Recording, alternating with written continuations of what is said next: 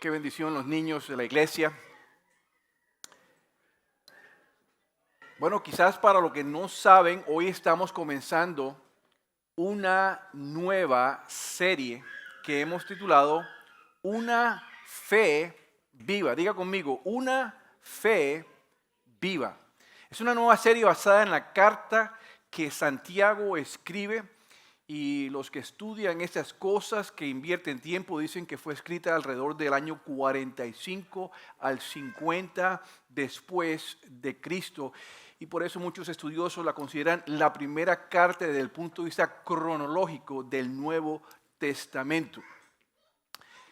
Hay varios Santiagos en la Biblia, pero se ha llegado al consenso de que esta carta fue escrita precisamente por el medio hermano de Jesús, de Santiago, el medio hermano de Jesús, que fue el primer líder de la primera comunidad cristiana allá en Jerusalén. Por decirlo así, fue el primer pastor principal de la iglesia allá en Jerusalén.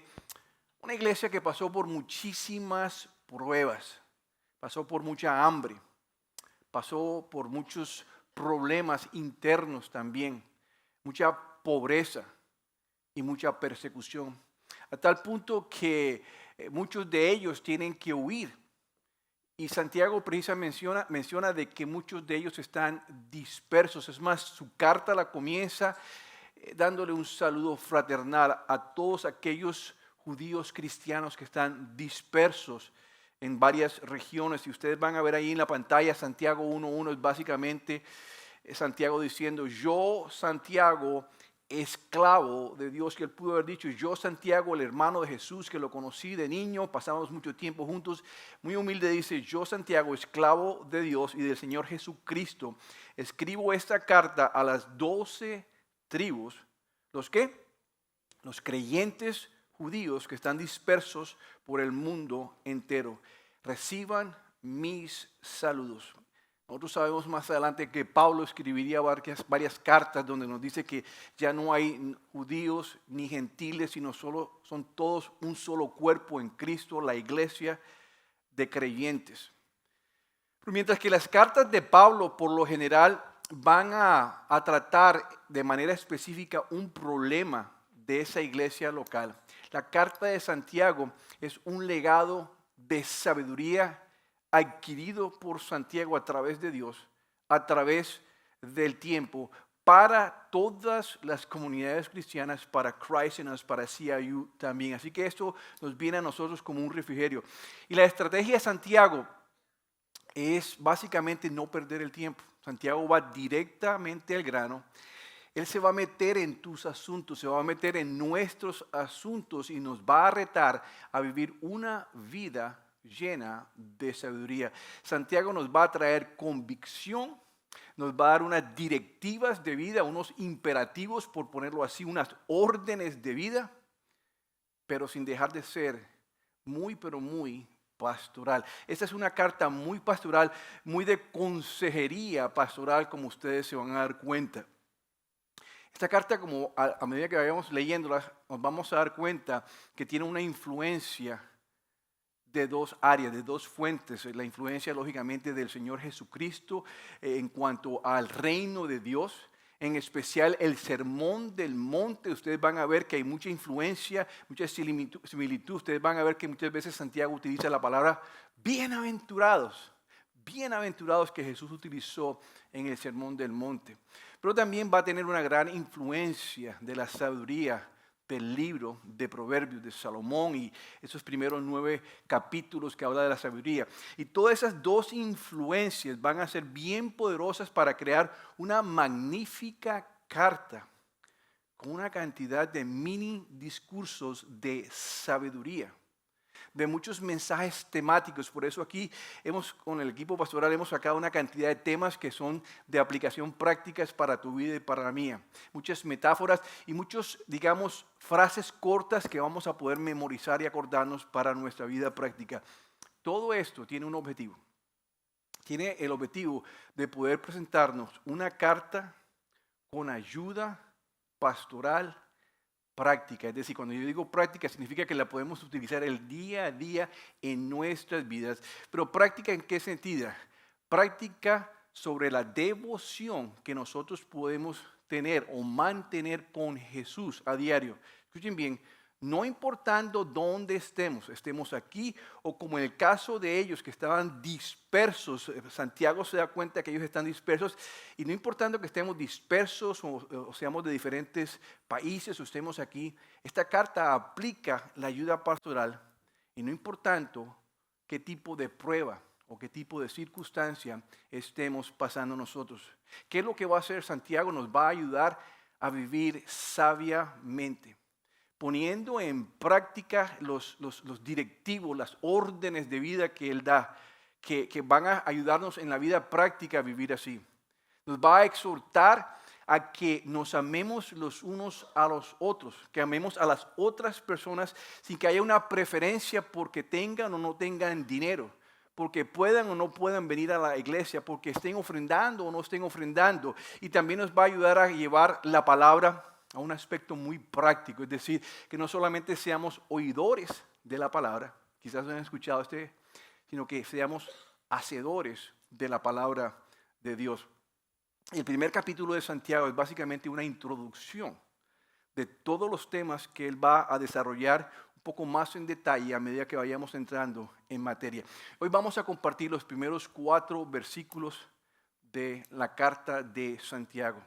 En esos 4 versículos Santiago nos va a mostrar cómo es que nosotros podemos vivir en paz y en gozo. Diga conmigo, paz y gozo. A pesar de que nosotros podamos estar pasando por diversas pruebas, por diversas circunstancias, a pesar de que nosotros de alguna manera algo esté sucediendo en nuestras vidas, en nuestros hogares, no importando lo que esté sucediendo en este país, no importando lo que pueda estar sucediendo en cualquier otro lugar, y quizás hoy en día la atención está centrada en Israel y lo que está pasando allá. No importando lo que esté pasando allá, Santiago nos va a mostrar hoy cómo es que nosotros podemos vivir en paz y en pleno gozo. Y fíjense bien, que eso lo dice Santiago, el medio hermano biológico de Jesús, que él mismo no fue exento, él mismo no fue eximido de persecución, de pasar pruebas. Es más, él fue martirizado. A él lo mataron, lo subieron al pináculo del templo, la parte más alta del templo, lo empujaron. Cuando cayó al piso, bajaron rápidamente y con bates le dieron palo hasta rematarlo. O sea que esto lo está diciendo un hombre que entiende el dolor. Lógicamente no está hablando después de muerto. Él entiende lo que estaba pasando con el pueblo de Israel, lo que estaba pasando con todas esas personas y creyentes que estaban dispersos. Así que Santiago no nos está trayendo unas palabras bonitas. No nos está trayendo un aleluya, que esto es fácil de pasar. No nos está trayendo simplemente algo en donde nosotros queremos ser desconsiderados con las situaciones y circunstancias que todos están pasando. No quiere decir tampoco que estas pruebas no nos hacen sentir como si hubiésemos perdido la realidad de la vida. No, las pruebas de nosotros son reales. Pero lo que sí Santiago quiere hacer es ayudarnos a entender, ayudarnos a saber de que podemos aprender de Cristo la manera correcta de responder en medio de nuestras pruebas y podemos madurar en nuestra fe. Vamos a saber cómo responder y cómo vamos a madurar en nuestra fe. Así que vamos a ver hoy que las pruebas son utilizadas por Dios, son un potencial para ser utilizadas como una oportunidad para desarrollar nuestra perseverancia y nuestro carácter. Hoy vamos a ver que las pruebas Dios las ayuda o las permite para poder desarrollar nuestra perseverancia y nuestro carácter. Y Santiago nos va a mostrar 3 directivas. Cuando yo hablo de directivas son órdenes de vida, imperativos que él pone allí, que yo he llamado aquí para el caso de hoy directivas. Hoy nos va a compartir 3 directivas de cómo tratar las pruebas. Así que si de pronto alguno de ustedes en su vida alguna vez de pronto ha pasado por una prueba, ese mensaje es para ustedes como lo es para mí. ¿Estamos listos? Vamos con la primera directiva que va a aparecer en la pantalla. ¿Cuál debe ser nuestra reacción? ¿Cuál debe ser nuestra reacción? Vayamos a Santiago 1:2 que dice así.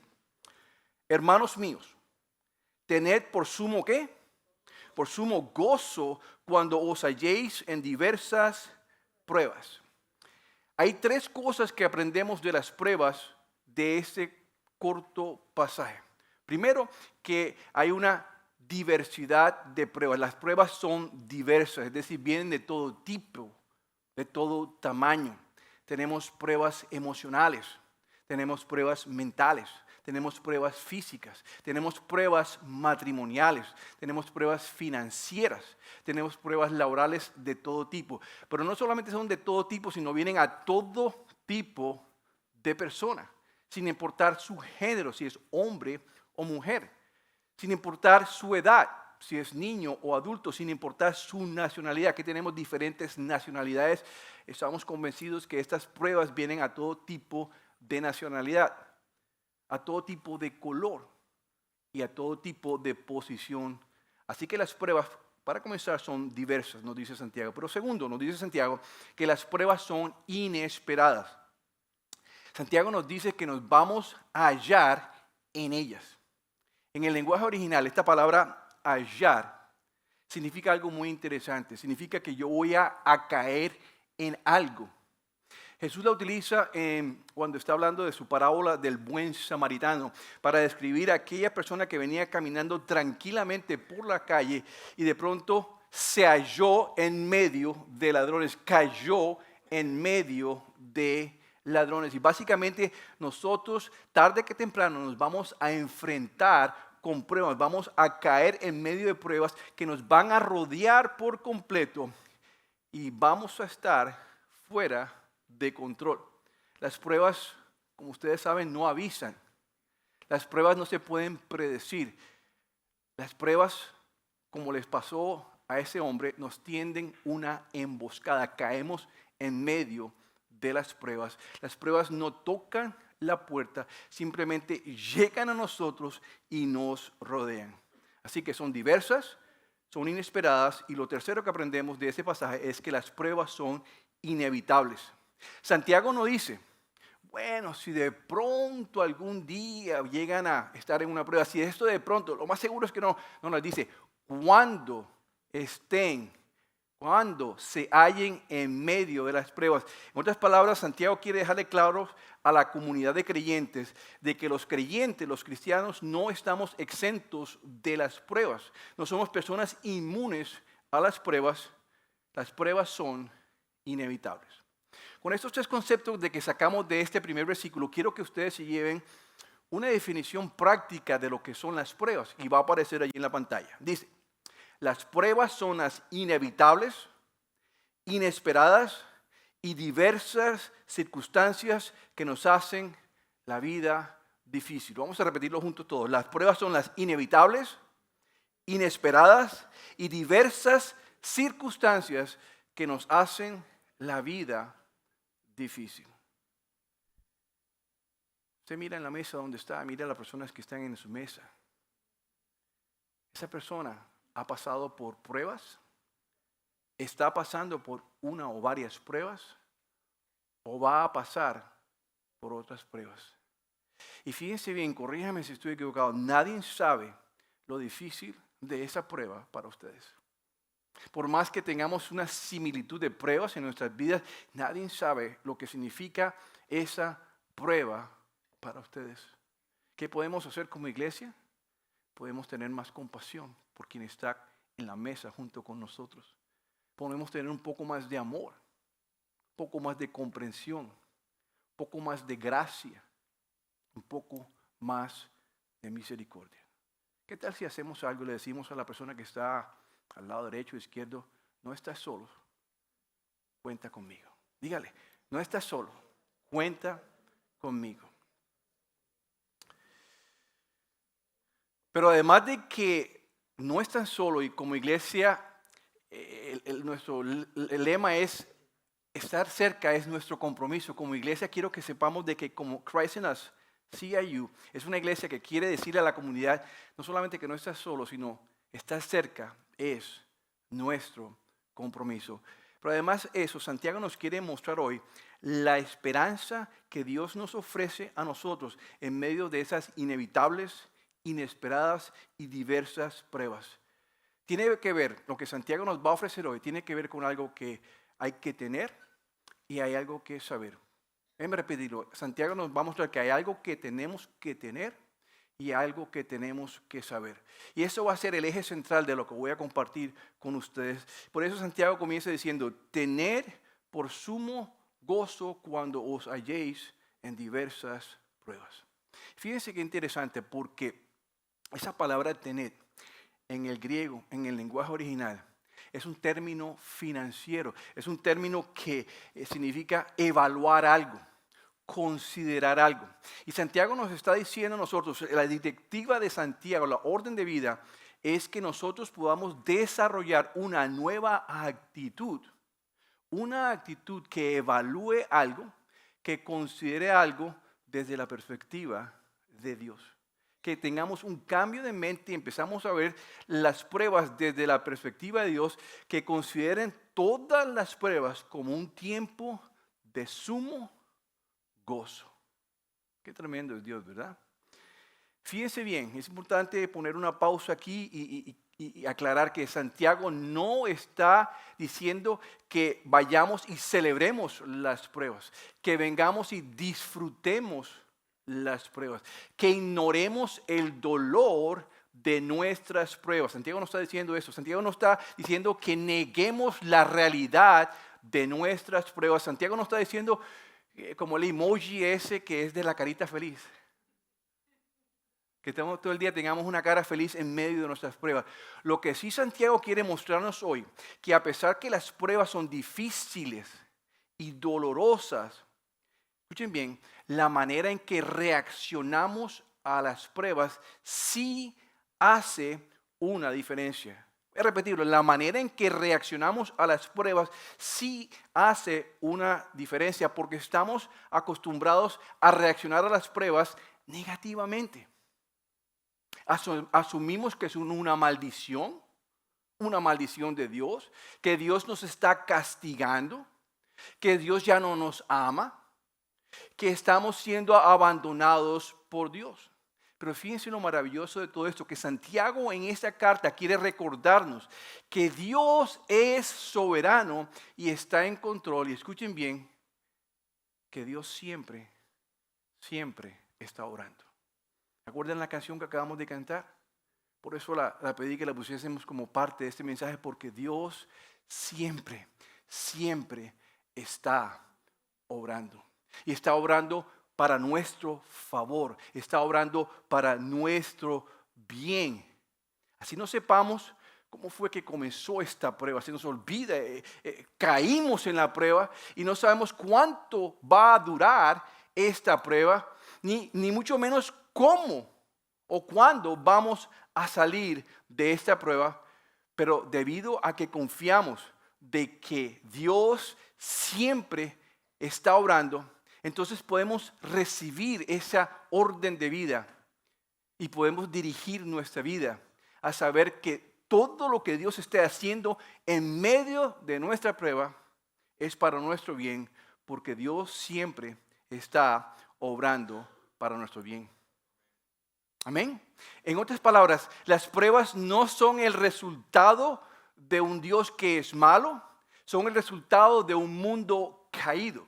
Y si Dios no es malo, lo que vamos a decir, y si Dios siempre es bueno y siempre está obrando a nuestro favor, entonces podemos ir a Él, podemos confiar en Él en medio de nuestras pruebas para que Él sea nuestra fuente de paz, para que Él sea nuestra fuente de tranquilidad, para que Él sea nuestra fuente de fuerza, para que todo lo que tengamos sea un tiempo de sumo gozo. Por eso Santiago les dice a ustedes y a mí, cuando estén en pruebas, consideren todo como un tiempo de sumo gozo. Pero esa palabra tener, decíamos que hay algo que tenemos que tener y algo que tenemos que saber. Esa palabra tener en el lenguaje original, en el griego con el que la escribió Santiago, también significa liderar con autoridad. Y Santiago quiere que nuestra mente, escuchen bien, quiere que nuestra mente lidere con autoridad en vez de que los sentimientos y emociones lideren con autoridad. En medio de nuestras pruebas, perdemos el control y dejamos que las emociones y los sentimientos lideren. Y Santiago dice, no, quiero que su mente lidere en medio de esto. Por eso dice tener, y esa palabra tener significa liderar con autoridad. Así que en vez de reaccionar con una actitud de crítica a Dios, con una actitud de queja, con una actitud de lástima, pobrecito yo, con una actitud de maldecir a Dios, con una actitud de negar a Dios. Es más, todas esas actitudes que acabo de mencionar en nada van a cambiar su prueba. La prueba va a seguir así a pesar de que usted tenga esa actitud negativa hacia Dios o hacia la familia o a quien quiera. Eso no va a cambiar su prueba. Pero Santiago está diciendo que por favor elijan liderar con su mente. En vez de dejar que las pruebas y las circunstancias determinen su actitud, elija liderar con su mente. Considere todo como un tiempo de sumo gozo. ¿Por qué? Porque usted confía de que Dios está haciendo algo muy bueno, de que está obrando a su favor, de que todo lo que Dios está haciendo es para su bienestar, así no lo entienda. Amén. A pesar de que no sabemos los detalles de nuestra prueba, no sabemos cuánto va a durar, que no sepamos nosotros cuándo va a terminar o qué va a pasar, Santiago sí nos dice que hay algo que podemos saber. Podemos saber el por qué las pruebas Dios las permite o las causa. Eso nos lleva a nuestra segunda directiva. La primera directiva tiene que ver con nuestra reacción. Dios quiere que nuestra reacción sea de sumo gozo. La segunda directiva que aparece en la pantalla, Dios quiere que sepamos la razón de la prueba. Santiago 1:3 que aparece en la pantalla dice así: ¿bien qué? Bien saben que cuando su fe es puesta a prueba. Santiago les dice, no les tengo que aclarar esto, ustedes bien lo saben, ya lo saben. No, ese no es, mi mensaje no es para aclarar esto. Bien ustedes saben que cuando su fe es puesta a prueba, en otras palabras, nosotros podemos considerar todo esto como un tiempo de sumo gozo porque sabemos algo. Sabemos que Dios está desarrollando nuestra fe. Durante la prueba, Dios está desarrollando nuestra fe. Las pruebas estiran nuestra fe.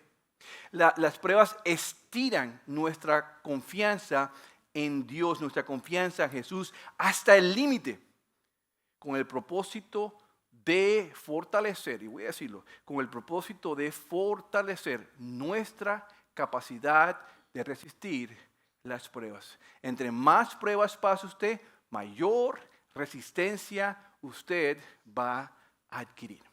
Déjenme ilustrarles de una manera física. Algunos de ustedes que quizás utilizan o fortalecen su cuerpo a través de las pesas.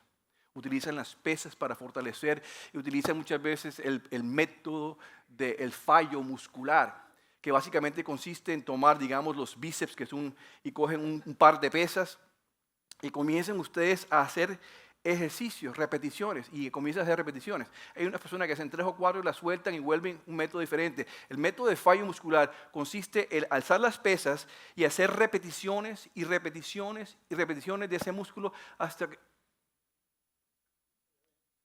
no puede más.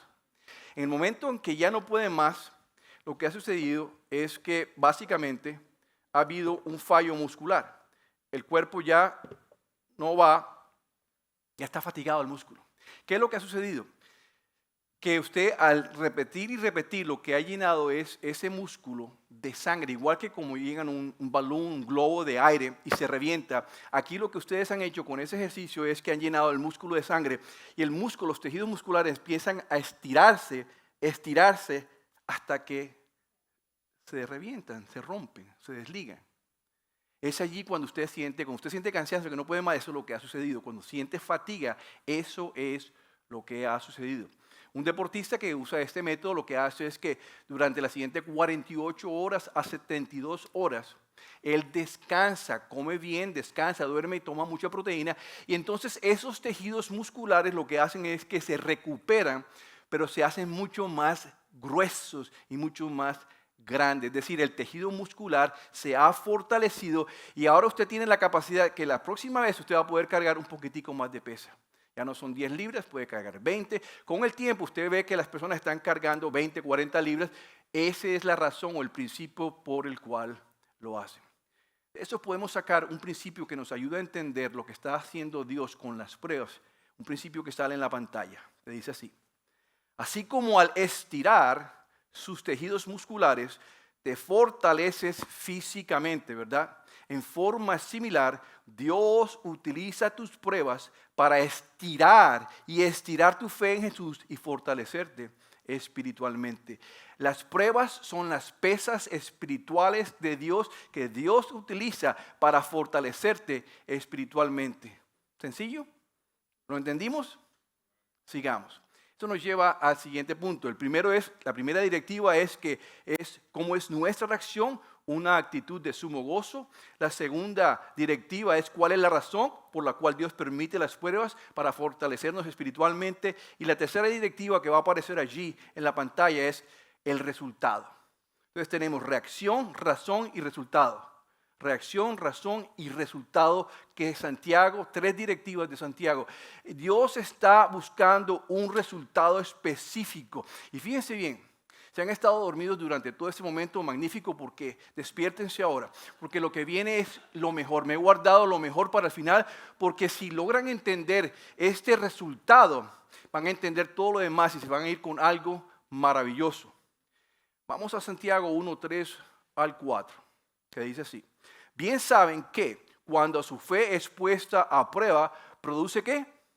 Paciencia. Dígale a alguien que esté a su lado, paciencia. Pero dígaselo con cariño, paciencia.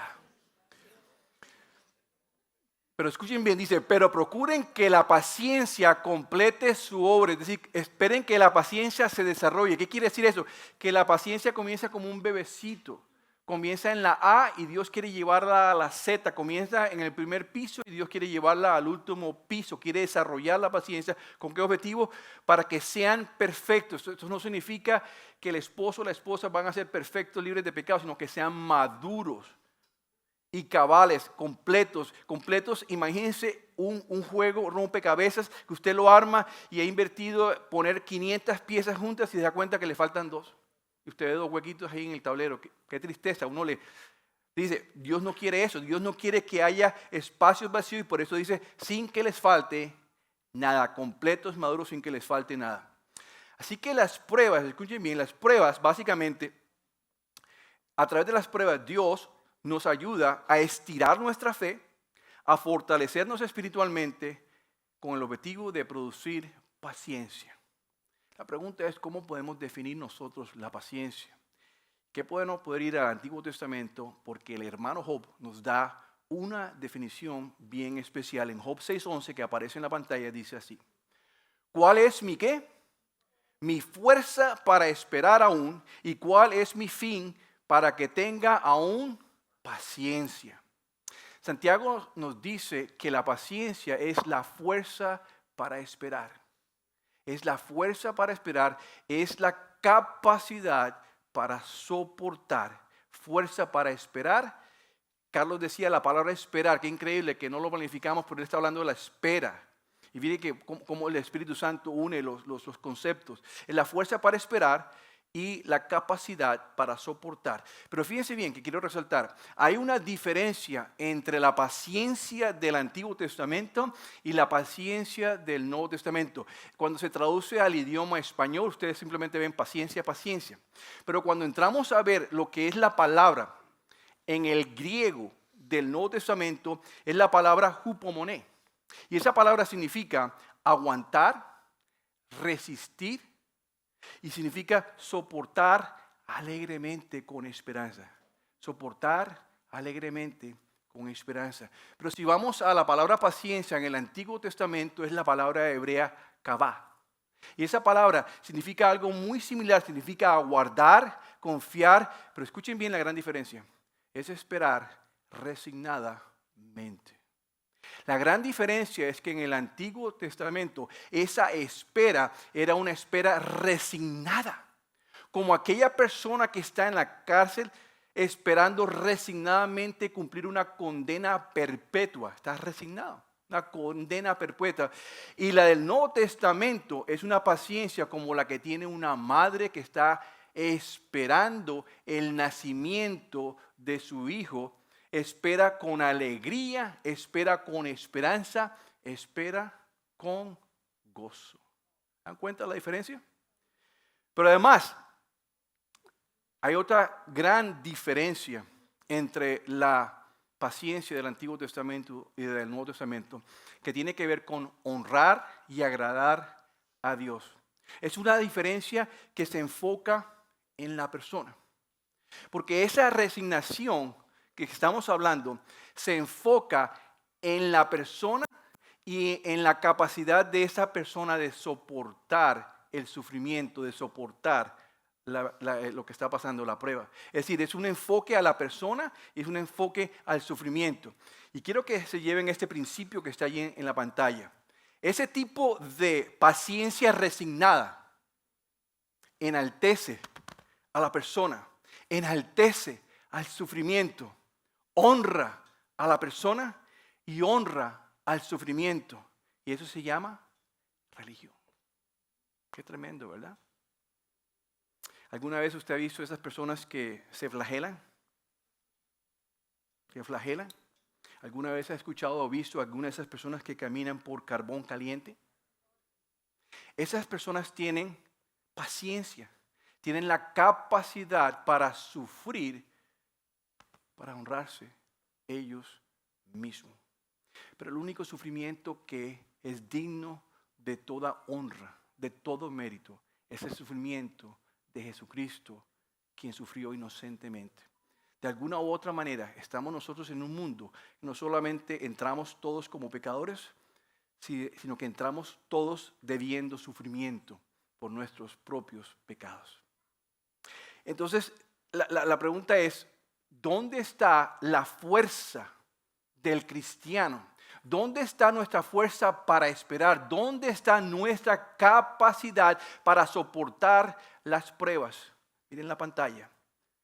La fuerza para esperar con gozo del cristiano no está en nosotros, está en el autor de nuestra esperanza, está en Jesús. ¿Cuántos dicen amén? ¿Amén? ¿Cuántos dicen amén? Y fíjense bien, esto se pone todavía mucho mejor. ¿Qué significa esto para nosotros?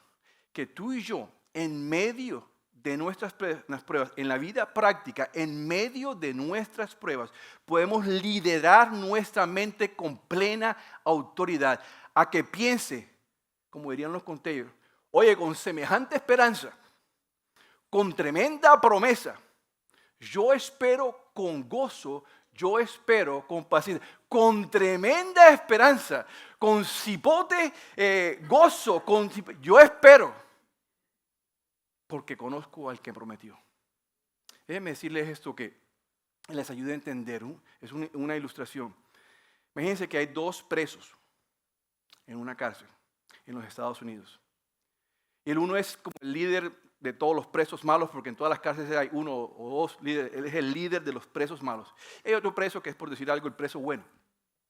Y es un tiempo de invierno, ha estado lloviendo muchísimo. Llega el presidente de los Estados Unidos a la cárcel y se encuentra con este preso bueno, por decirlo así, el primer preso, y le dice lo siguiente: si tú te metes debajo de la lluvia fría por 3 horas sin paraguas, yo te prometo que te perdono la condena. Y el preso dice, listo, lo ponen por escrito, lo firma el presidente, que tiene toda la autoridad, ustedes lo saben, para perdonar aquí. Entonces este primer preso, se mete a la lluvia, con gozo, con sumo gozo se mete a la lluvia, porque él dirige su mente, sus pensamientos a enfocarse en la promesa que le acaban de hacer. Y eso no cambia el frío, eso no va a cambiar la prueba, eso no va a cambiar la lluvia, eso no va a cambiar que va a estar todo mojado, pero se mete con gozo porque sabe la promesa. Y de repente viene el segundo preso, que es el líder de la cárcel, va caminando y lo ve allí. y decide meterse junto con él a la lluvia. Y lo hace porque él es el líder de la cárcel y él es el más macho y no quiere que la gente vaya a pensar que él es débil y que mire lo que está haciendo esto. Es decir, lo hace porque quieren que vean cuánto frío aguanta y lo valiente que es. Al final los dos pasan por las 3 horas. Sin embargo, el segundo preso, el malo, el líder, sufrió en vano, no le dieron su libertad, no le perdonaron su condena. En otras palabras, sufrió en vano, tuvo fuerzas para esperar, que es paciencia, tuvo fuerzas para esperar, para nada. 2 personas que pasaron por la misma prueba, pero uno de ellos sabía algo que el otro no sabía, y lo que sabía esa persona, el primer preso, le sirvió para pasar su prueba con gozo.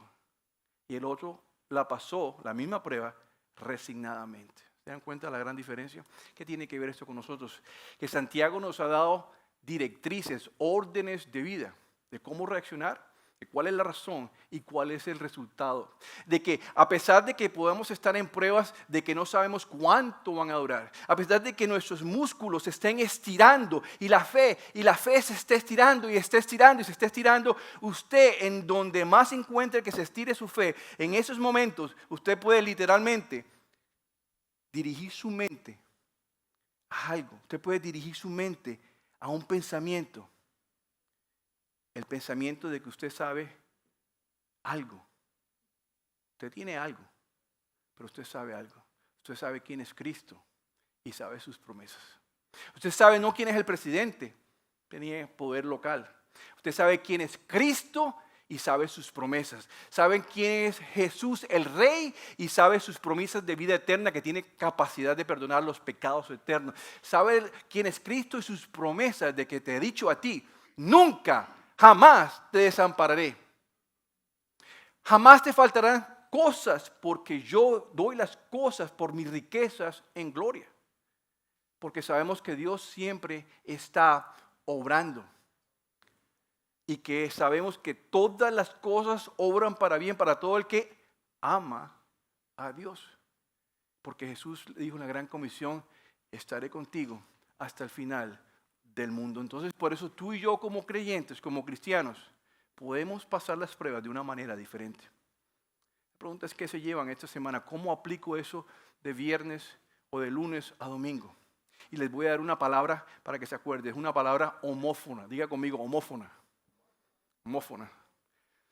La palabra homófona significa que suenan igual, pero se escriben diferente y tienen un significado diferente. Y esa es la palabra que quiero, homófona. Está en la pantalla. Dice así, paciencia. Paciencia la vamos a escribir como paz y ciencia.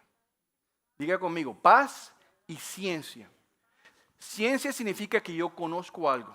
Y ustedes como creyentes, como hijos de Dios, conocen al autor de la vida.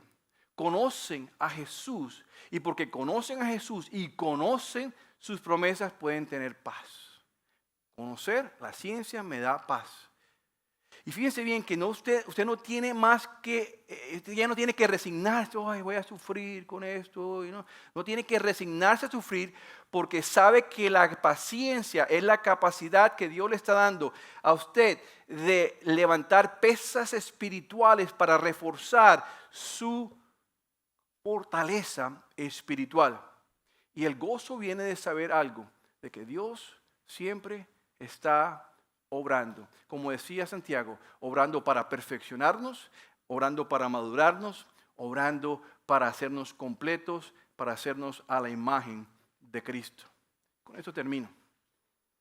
Y es quizás más una advertencia. Si las pruebas por las cuales tú estás pasando no están produciendo esto en tu vida, si la actitud que tú tienes, en vez de la reacción que hemos aprendido hoy, que es la de sumo gozo, tienes la reacción de queja, de crítica, de burla, de maldecir, de decir cosas que no son, lo que va a suceder es que te está pasando como el preso número 2, que estás viviendo una vida resignada. ¿Y sabes qué va a pasar? Que ese sufrimiento, que esa prueba, para nada te está sirviendo, porque es como llegar y ver las peces ahí. Uy, qué lindas. Uy, yo tengo más fuerza. No, no. Eso es cuando la persona, las pruebas, la actitud de queja y lo demás, lo que están es como diciendo, las pesas espirituales de fe que Dios me ha dado para estirar mi fe, las dejo ahí. Muchos de nosotros no vamos al gimnasio y dejamos las pesas. Eso mismo está sucediendo en su vida espiritual cuando tomamos la reacción equivocada en medio de nuestras pruebas. Vamos a inclinar nuestros rostros y vamos a orar. Padre Santo, damos gracias porque tenemos la oportunidad hoy, Señor, de venir con la espera de la esperanza.